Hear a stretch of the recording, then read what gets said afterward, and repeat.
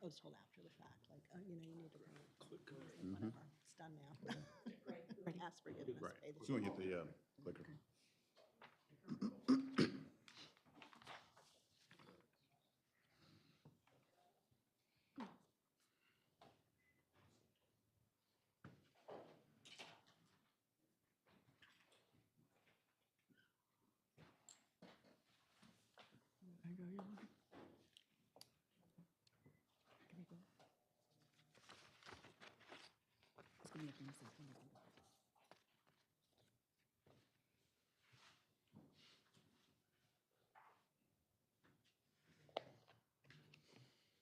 Let me start.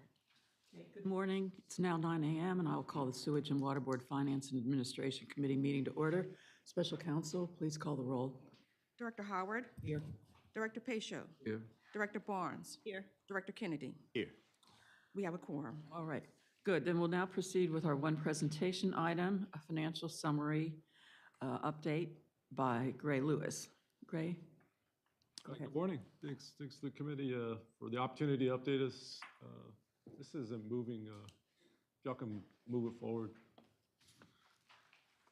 Lots to update everyone on, so cover everything, but feel free to stop me with any questions. Let the committee know our audit is almost complete. We're finishing the fiscal 24 annual comprehensive financial report by about 8.9 million. And as we've gotten into Q2 now, on the billing end of Q1 was volatile with the up by about 8.9 million. And as we've gotten into Q2 now, on the billing end of Q1 was volatile with the operating revenues we talked about. Really appreciate the efforts been working with Susanna's team and all the efforts to restructure billing. As we think about getting beyond Q1, we're really at the transformation point where we're much greater than 50% have the smart meter upgrade. We're doing the no estimate process, so everything's actual reads is only about 4% that bills don't have a consumption number. So that number's about out of 150,000 bills, only 4%, and similar numbers in May. So this is really kind of the transformational period of time in May. So this is really kind of the transformational period of time as we look in the next couple months, looking by August, having substantial completion of all the smart metering upgrades and just leaving the few remaining that have construction-related projects. So we're really focusing in on the normalizing the regular processing of all the 20 cycles and getting everything consistent and predictable for our customers. So May, I just want to continue on May revenue. We're working with the books, but we had a little bit lower, 18.6 million for the month. And then we look at cash collections for the 2 months. April was 21.7 million, 20.1 million, a little shy of our target, about 21.9 million.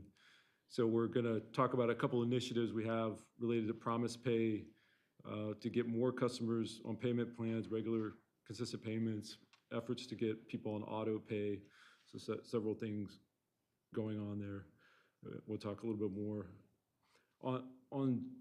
I'm back at the top on drainage taxes for the total system. The month of April reflected 48.5 million. That's the primary chunk of the millage revenue. That's actually above what we had budgeted for the 4-month period by 14.3 million. And then on operating expenses, as we look at the lower chart, that's breaking things down by the systems, water, sewer, drainage. For the month of April, we had 12 million operating expenses for water, 13.5 for sewer, 7.4 million for drainage. That's about 1 million less than budget. Year to date, we're below our conservatively set budget for operating expenses. And then just as a reminder, that's our direct costs, pumping and power, all the related to providing services, as well as administrative costs, other non-cash costs.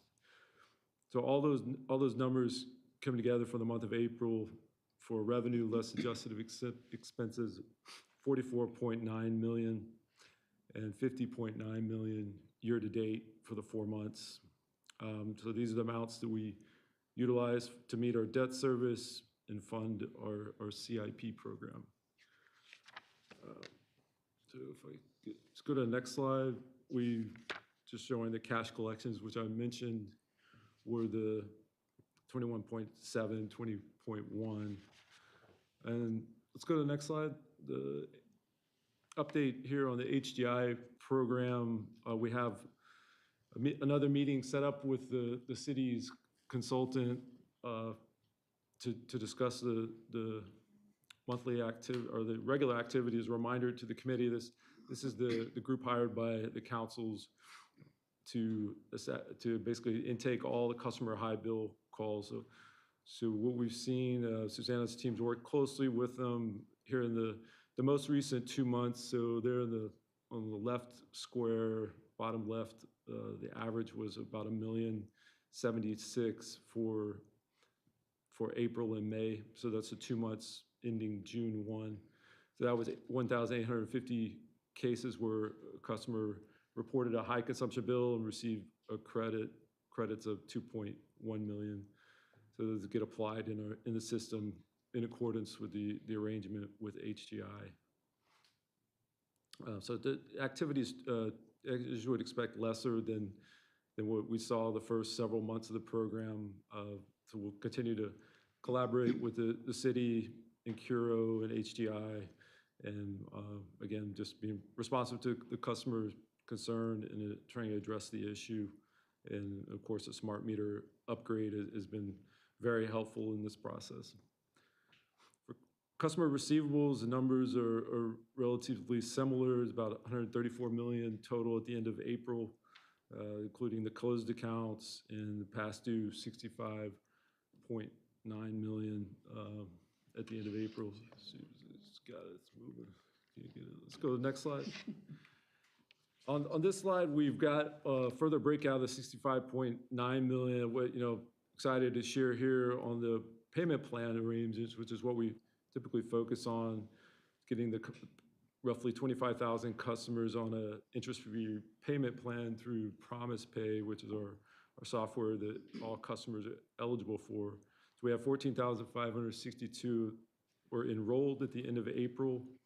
And as I mentioned, here in June, we started the penalty waiver program, which is a 3-month period where a customer that's not on a payment plan can sign up and receive a waiver of any open late penalties on their account. So that's been a very good reception. The first 2 weeks, we had 1,441 new payment plans enrolled, and out of those, 172 paid their full arrearage in a one-time payment.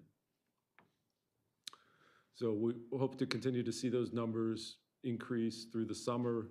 When we look at the customer arrearages by size, this first category of under $500 arrearage is 10,000 different customers in that category, but only 3,370 were on a payment plan at the end of April. So again, trying to target those customers, early so they can continue to make progress to staying current. And as we mentioned, remind customers we pay Promise Pay, meet your payment plan, pay your current bill, then you're off the list in terms of a service interruption, which we do as a last resort. Quick question for just clarification. I know we've covered this. I want to make sure when we're tracking Promise Pay, someone has acknowledged that they owe that bill. Yes. Right.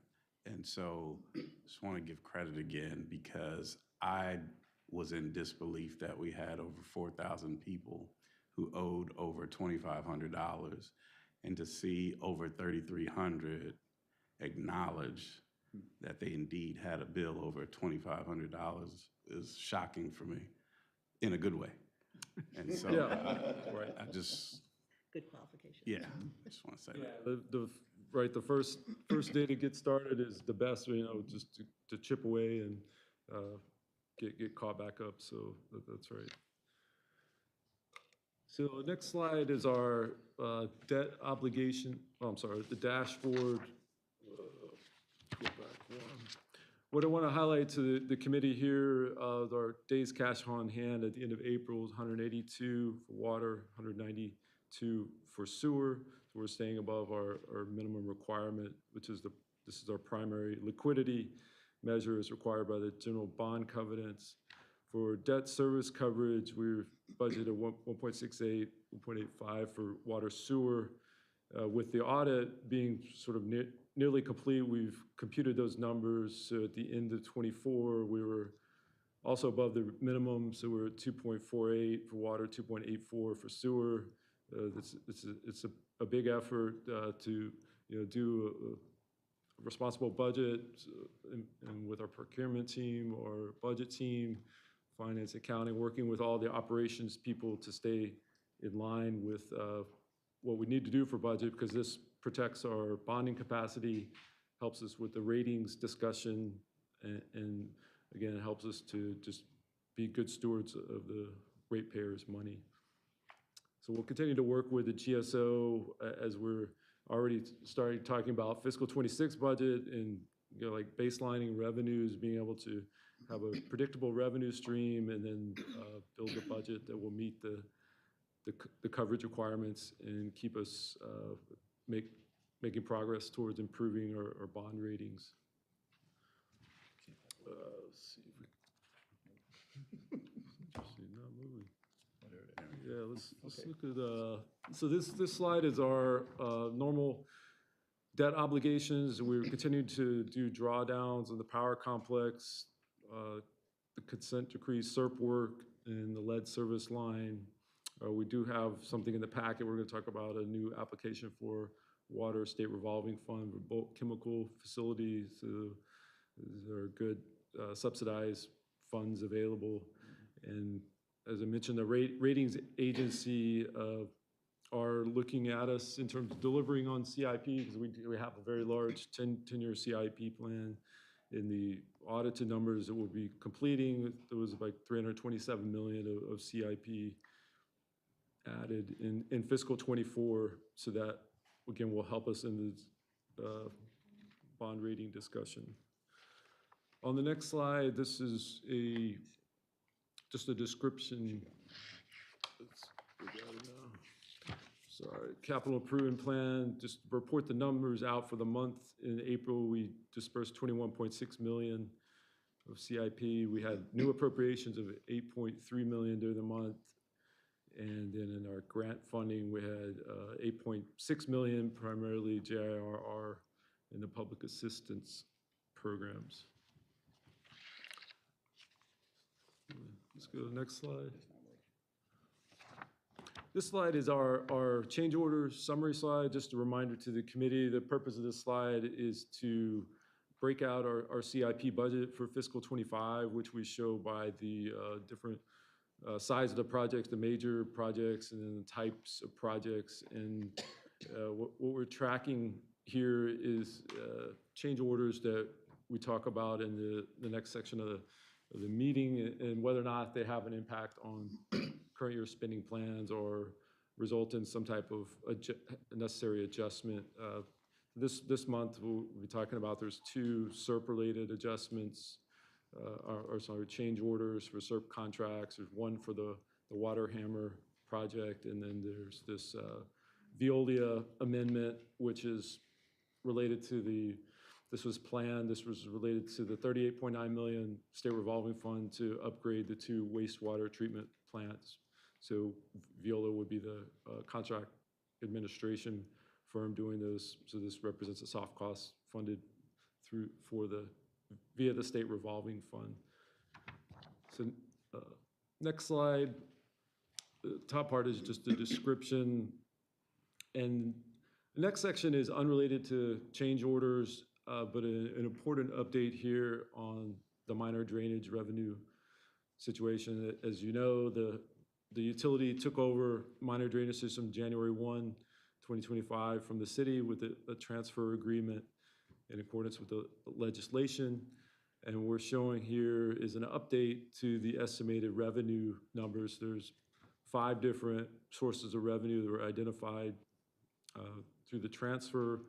So that includes the traffic camera revenue, special allocation of ordinance 34609, one-time ARPA funds, which have been received from the city, 3.7 million, and then the 25% of the infrastructure maintenance fund.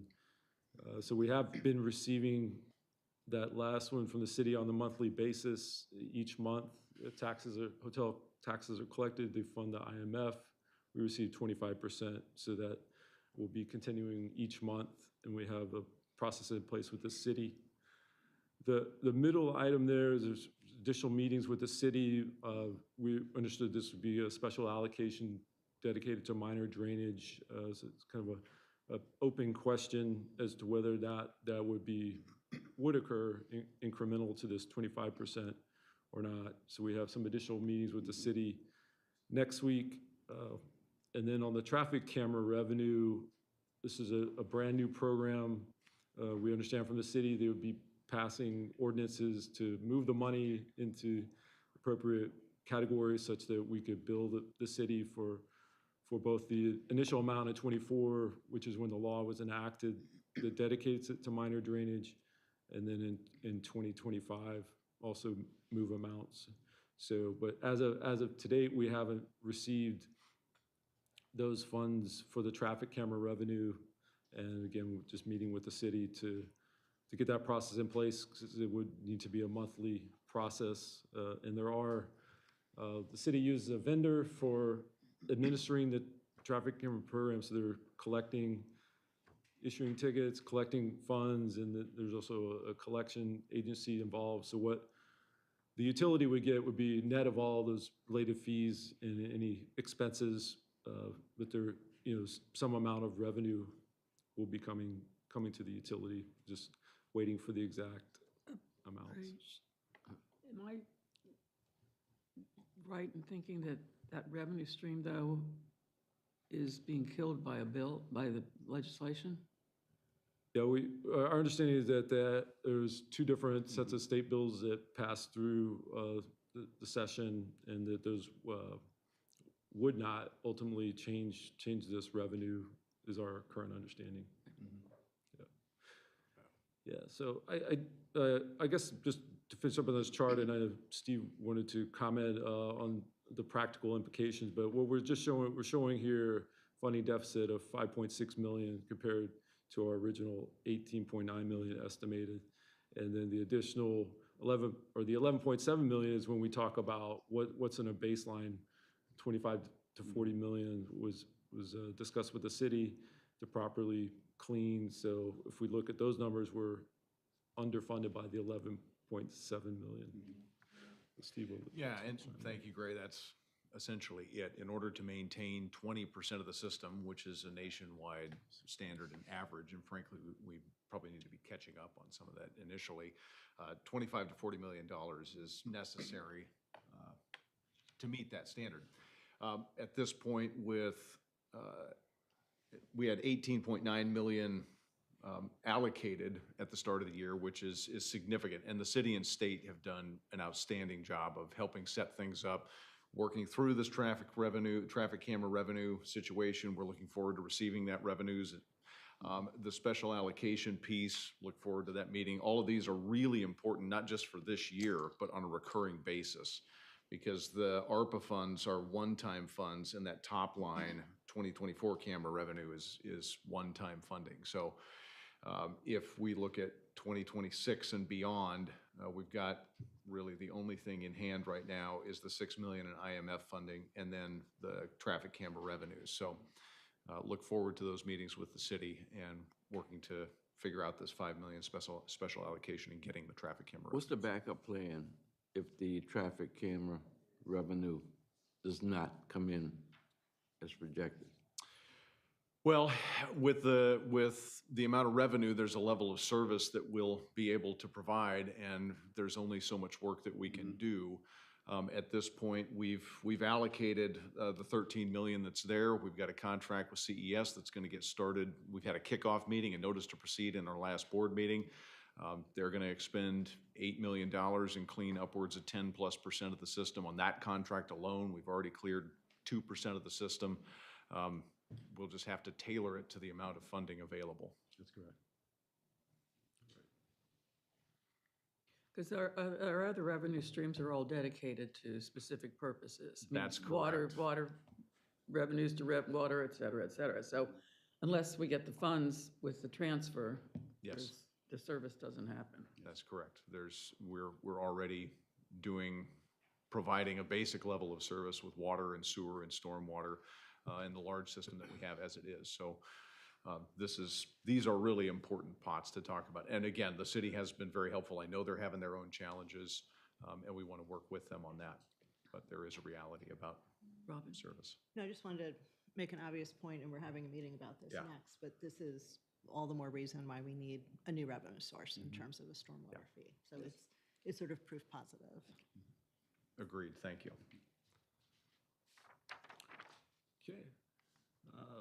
Next is customer experience. The April numbers, we saw calls increase to 17,752. There was a lower average wait time, 5 minutes, 54 seconds on average. For the month, 3,704 customers were served in person and 47,500, a little over 47,500 total customers served.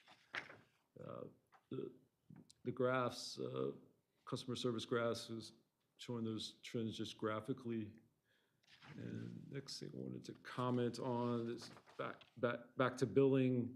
And as I mentioned earlier, would have issued over 160,000 bills in the month of April. Only 4% were at the ready to serve only, meaning there wasn't an actual read due to some lack of reading.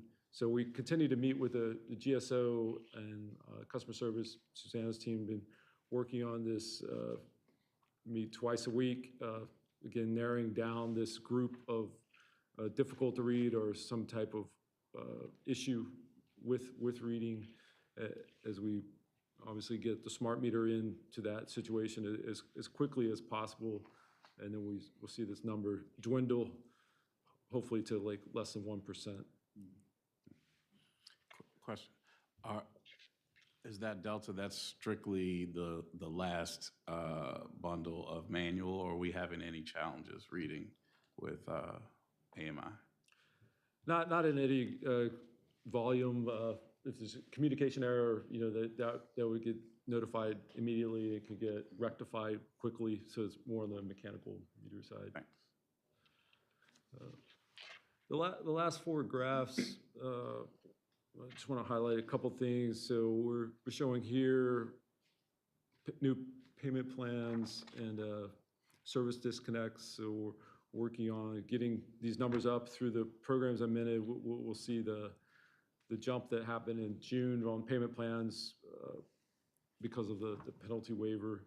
And then again, just being more timely, more responsive helps customers help themselves, ensuring that we have a appropriate and timely response to whatever issue may occur with their bill or with their meter. So that's the prepared remarks. Just want to reiterate that appreciate all the help with the customer service team and billing team, restructuring and developing new processes for smart meter upgrade, working closely with Steve and the GSO team to ensure the meter reading and all the metering aspects are coming through and we have good data. That's allowing us to respond to customers much better and address these billing questions. We understand that it's stressful to get a high consumption bill, but we have better processes in place to respond to that timely. So, thank you. Thank you, Greg. Now we'll proceed with our 3 action items. Okay, Resolution 91, let's see, I'll let them go forth. As I mentioned, this is a new application for LDH water loan, 25 million. And the project is something that is very important at the plants. This is a new chemical storage and delivery system. It's needed to address existing deficiencies noted by LDH and improve our storage capacity and to withstand weather events, would increase overall storage of chemicals and ensure that SWMNO can continue treating and providing drinking water. It includes storm proofing measures, materials. So it's been, the whole project's been designed, including containment, emergency washdown stations. It would provide, obviously, new technology, remote monitoring, automatic chemical dosing for water treatment, and replace the old tanks, pipes, and feed system. So we've done some initial pre-work with the LDH, and they have a different type of program where the applications are open at any time, but in the next really 2 months, we'd like to get this in because there is a possibility of up to $3 million of principal forgiveness. And we're talking about a $25 million loan, 20-year loan, 2.45%. So we're just asking for authorization to get this application in and hopefully hoping for the best. Yes, we do it individually. Okay. So I need a motion to approve Resolution 091, 2025. Second. Okay, any discussion? Any public comment, Yolanda? No public comment. Okay, all in favor? Aye. Motion carries. All right, Gray? Next is a amendment for application service technologies. Looks like Kathy's going to brief everyone. Thanks, Kathy. Good morning. Application Support Technologies, or AST, provides implementation services for our Oracle Financial System deployment, which is currently underway. This resolution covers a small portion of the agreement, one of the exhibits to the master service agreement, which is for universal credits, and it's used for some ongoing services through the implementation. Currently, we're using them for integration development. Usually this particular agreement will renew every year. We've made arrangements with Oracle to extend the year by year to a 4-year, so now it will match the AST agreement, which was a 5-year agreement. So we basically kind of made them end at the same time. So this is for a total of $115,000 spread over 4 years for $29,000, approximately $29,000 per year. Okay, thank you. May I have a motion to approve Resolution R-094, 2025? So moved. Second. Any discussion? Public comment? None. All in favor? Aye. Aye. Motion carries. Next, Ray, is that one more? Next is Resolution 100, which is the authorization of Amendment Number 2, professional services for drainage system funding feasibility analysis with Raftellus. This is a continuation of very important work related to drainage stormwater fee. We initially started fiscal '23 with a contract to look at the options of feasibility that was continued in fiscal '24. And this particular amendment adds about almost $800,000 to actually deliver the rate study, do all the final processes to measure all the properties and have all a comprehensive rate plan, rate study. We've been working closely with Raftellus. As the committee knows, they were involved with the initial work in 2016, so they have a great deal of expertise in this field. And again, we're asking for the committee to authorize this amendment number 2 for continuation of the drainage feasibility study. Great. May I have a motion to approve Resolution R-100, 2025? So moved. Second. Any discussion? Public comment? No public comment, Chair. All in favor? Aye. Motion carries.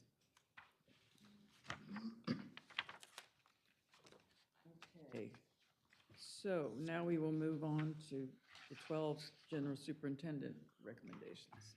Good morning, thank you. We had talked last meeting about a presentation on change orders, amendments, and contract renewals, and in the interest of time and cleanliness of schedule, I would ask if we could do that in our July meeting, if that's possible. Chris Bergeron has a presentation that he will provide then, if that's agreeable to the board. With that, there are 12 items on the agenda this morning. We'll take them, I believe, in globo by group. The first being 4 contract awards and renewals, starting with the renewal of Contract 8164. This is for skilled and unskilled labor for maintenance between the Sewerage and Water Board of New Orleans and JEI Solutions, Inc. This is a month-to-month renewal. We are in the process of rebidding this contract as we have utilized the base contract and its 3 renewals from 2021 through 2024. This is in the amount of $2 million, and this will allow us to continue with operations and maintenance until the contract is rebid.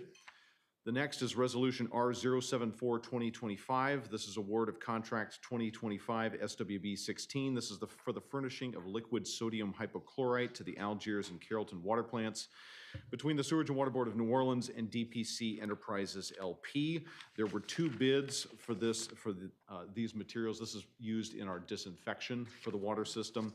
PVS DX Inc. was the lowest in the amount of $3,759,000. The second bid was Optimal Water Technologies LLC in the amount of $4,584,000. The next is the award under Resolution R081-2025. This is the award of Contract 30267. This is for the restoration of gravity flow sanitary sewers by excavation and replacement from manhole to manhole, CIPP lining, manhole to manhole, CIPP lining, surface laterals, point repairs at various sites throughout the city of New Orleans. Between the Sewerage and Water Board of New Orleans and Wallace Drennan LLC. There were 5 bids received on this particular item, the low being Wallace Drennan at $3,664,010. CMG was next at $4.4 million, and the others were higher going from there. The final is Resolution R087-2025. This is the award of contract number 2025 SWB 25 for the furnishing of fire hydrants and associated parts between the Sewerage and Water Board of New Orleans and Simsco, Inc. There were 3 bids on this matter. If you'll note, we are recommending the award of the second low bidder. The reason for that is that the low bidder did not include bid pricing for a number of the unit items, so their bid was deemed non-responsive. We do not have any protests or issues with any of these. Are there any questions? So, may I have a motion to approve contract awards renewal resolutions R-073-2025, R-074-2025, R-081-2025, and R-087-2025. So moved. Second, anyone? Second. Any discussion? Public comment? None. All in favor? Aye. Motion carries. Thank you very much. We have 2 contract amendments. The first is Resolution R084-2025. This is an authorization of Amendment Number 8 for professional services for the Sewer System Evaluation and Rehabilitation Program Management, or SERP, between Sewerage and Water Board of New Orleans and Stantec Consulting Services, Inc. This is a continuation of a contract that was opened in December of 2010 under the consent decree. We have a number of construction change orders ongoing. Change order or Amendment 7 for this contract was for time to bring us to the current state. This will provide additional time and funding to bring the program through to its completion. We will have met the construction timelines by October of this year, and then this will allow Stantec to round the program out. The second is Resolution R089-2025. This is authorization for Amendment Number 6 for the capital projects management between the wastewater treatment plant projects between the Sewerage and Water Board of New Orleans and Veolia Water North America LLC. Veolia manages our East Bank and West Bank sewer treatment plants. Gray alluded to this item earlier, and we have received a Clean Water State Revolving Fund funding package in the amount of $39 million. This will allow Veolia to manage the construction of that contract, extend it 36 months, and is a $7.3 million change. This is reimbursable through the state, and they have reviewed this already. Are there any questions on these amendments? So, may I have a motion to approve contract amendment resolutions R-084-2025 and R-089-2025? So moved. Second. Any discussion? Public comment? None.